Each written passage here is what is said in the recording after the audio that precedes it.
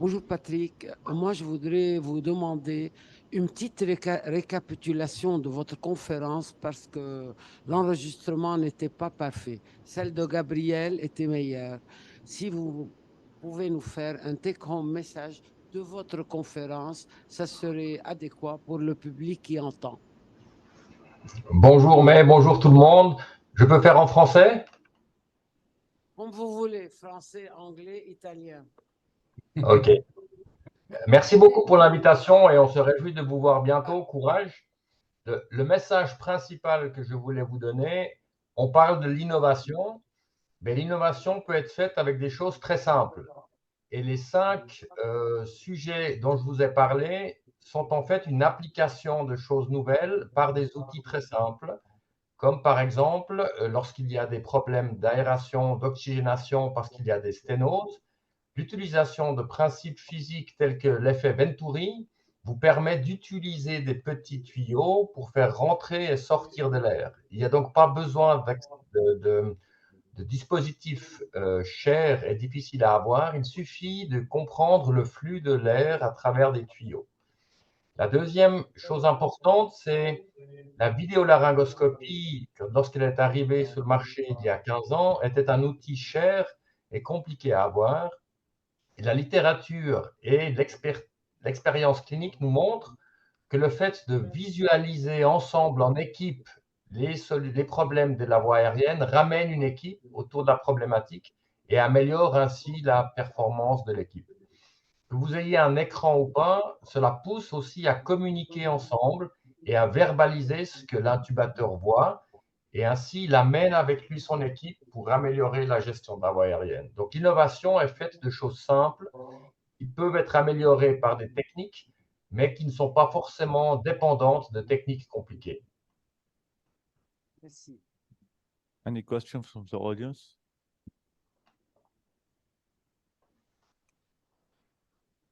Yes, hello. Hello, can you hear me? Yes. So my question is for Patrick. Patrick, in your institution, do you routinely identify and mark the cricothyroid membrane pre-induction in all your patients, even if the patient has easy airways? And if so, how you approach your patients? So the answer is, in my general institution, we don't do it routinely. I am doing mainly ear, nose, throat anesthesia, where we do have a high percentage of difficult airway. So for the teaching experience, I do it routinely in the ENT patients. And this allocates also an understanding of the team that the airway is a dynamic approach.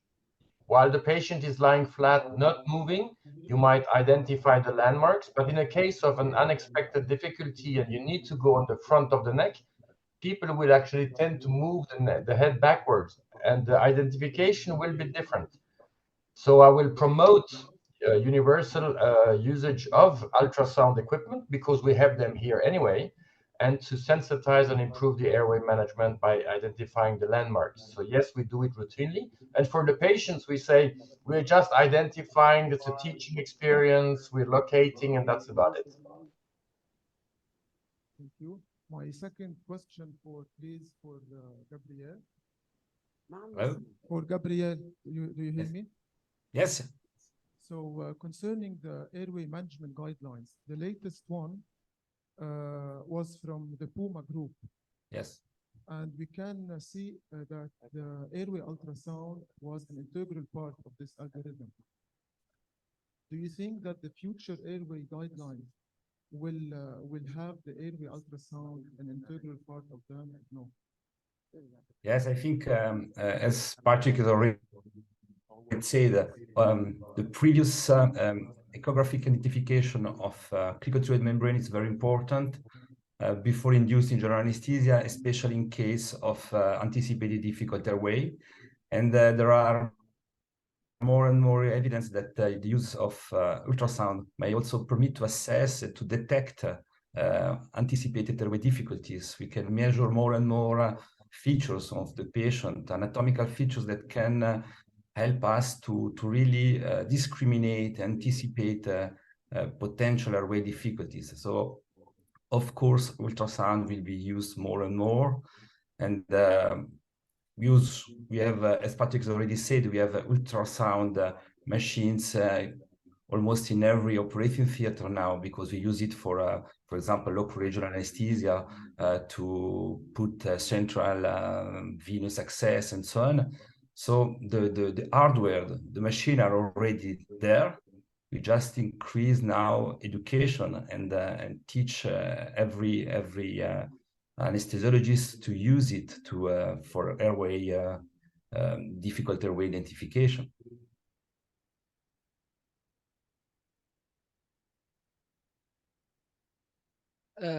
Moi, je voudrais vous demander, vous avez beaucoup insisté qu'on utilise le vidéolaryngoscope.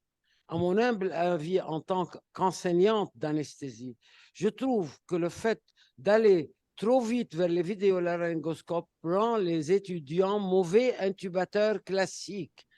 Et dans la vie, ils se heurtent quand ils vont dans des hôpitaux travailler où il n'y a pas de vidéolaryngoscope, ils deviennent de mauvais intubateurs. Que pensez-vous?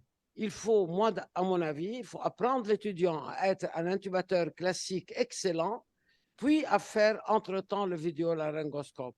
On ne peut pas commencer tout de suite l'enseignement par le vidéolaryngoscope.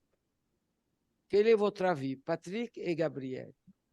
It's a very good question and comment that I hear every day. The solution will be, if you use a video laryngoscope and you only have these, use the one with the Macintosh blade and put your hand on the screen. So the junior will only be able to do the intubation doing it at the direct. It's exactly the same than the Macintosh because it's a Macintosh technique and blade. And what I do for teaching is, if he has some pain identifying the landmarks, I take my hand out of the screen and he can have an indirect way. So by using the Macintosh video laryngoscopes, I can still teach the Macintosh normal, and I can improve my teaching by showing him the view from the outside, which is on the screen. So there's in the many institutions, they think video laryngoscopes promotes non-Macintosh technique. It actually enhances the technique of teaching. And the only thing which is a bit different, if you use a video laryngoscope with a hyperangulated blade. In cases with a hyperangulated blade, you can't look straight, and yes, then you forget. But if you use a Macintosh blade with a video, you can do both, direct and indirect. So it's better for teaching in my institution. Je vous répondre en français, mais c'est exactement la même chose. Donc, en fait, nous, dans nos salles d'opération, nous avons des vidéolaryngoscopes dans toutes les salles d'opération avec justement de la Macintosh et de la hyperangulée. Donc, on commence toujours avec, sauf si c'est vraiment un cas de base aérienne difficile à anticiper, autrement, on commence toujours avec la Macintosh. Le junior, donc le young trainee, il regarde, il fait une laryngoscopie standard. L'écran est tourné vers l'enseignant. Donc, c'est-à-dire que moi, je peux regarder sans plus avoir besoin d'avoir mon regard au-dessus de son épaule dans la bouche du patient. Donc, je peux regarder à distance comment il fait. Je peux l'aider, je peux corriger sa technique en lui disant plus à droite, plus à gauche, plus profond. Donc, lui, il apprend sa laryngoscopie directe et moi, je peux faire de l'enseignement. Et en cas de problème, ben, dans ce cas-là, quelque part, on peut profiter, hein, si la voie devient, en fait, on se rend compte qu'elle est plus difficile que ce qu'on avait prévu, on peut profiter en fait de l'écran pour gagner ce 25-30 degrés que je vous disais auparavant, et puis améliorer l'intubation. Vous avez toutes ces études qui montrent maintenant qu'on gagne 14-15% en cas de situation non prévue. On gagne 15% de succès au premier passage, justement en rajoutant juste le fait, c'est la même lame, juste le fait qu'en cas de besoin, je peux regarder mon écran et puis améliorer ma vue. Mais en fait, en faisant comme ça, on ne perd absolument pas en fait le bénéfice de l'enseignement de la laryngoscopie directe. Comme je vous disais tout à l'heure, dans certaines situations, on doit absolument savoir le faire parce que quand tout à coup la caméra ne montre plus rien parce qu'elle est sale ou parce qu'elle ne fonctionne plus ou parce qu'il y a, voilà, dans ce cas-là, on doit être capable d'utiliser nos yeux et d'intuber le patient. Okay, doctor, do you have any other question? My third question is for Patrick. Patrick, you mentioned 5 innovations in airway management. What do you think about the third generation supraglottic airway devices, the video guided? And what do you think about video stylus? Very good question. This actually comes back to the conclusion I had, introducing the power of optics into the airway management. And you can put optics anywhere now. And we have now available supraglottic devices with cameras in. We have stylets, bougies with cameras in. I think by putting video optics into devices, you share. And by sharing, you improve the management because you get the input from the team. And this is what Gabriele showed in the algorithms. Bring the team together, share, stop, share, and then discuss. And this is by putting optics. So we have been trying extraglottic devices with cameras that help you positioning the device, that help you maybe to put a tube in it in a second step. It's interesting. But again, it's not magic because optics, if you have blood on secretions on, you don't see anything anymore. So don't overestimate the power of newer generations with optics. It's not a magic solution. It can be helping, but you always need to be able to go back to the basics. But what my strong belief is, by sharing the view, you understand better and you get the input of the team. Okay, my last question for Dr. Casso. Do you still use fiber optic intubation, and what are the indication or any special circumstances? Yes, of course. As you have seen, we don't make the difference in the yellow plan, which is indirect vision intubation. We can use hyperangulated blade, video laryngoscopes. That's the case in my institution. We use most these techniques, but you can also use fiber optic. It's also a technique of indirect vision intubation. I mean, I think that it depends really about your habits, your skill. That's why, as you have seen, we have developed with my team a flexible bronchoscope, high fidelity virtual simulation, because we have the feeling that more and more people, they are losing the skill of bronchoscopy. So it's a very good way to improve the teaching. And I think there are some situations in case of anticipated difficult airway that we know that perhaps we will fail with an hyperangulated video laryngoscope because the anatomy is completely distorted or because there is an obstructive mass. And perhaps in this case, you don't want to lose spontaneous breathing, and you will prefer to use a flexible bronchoscope.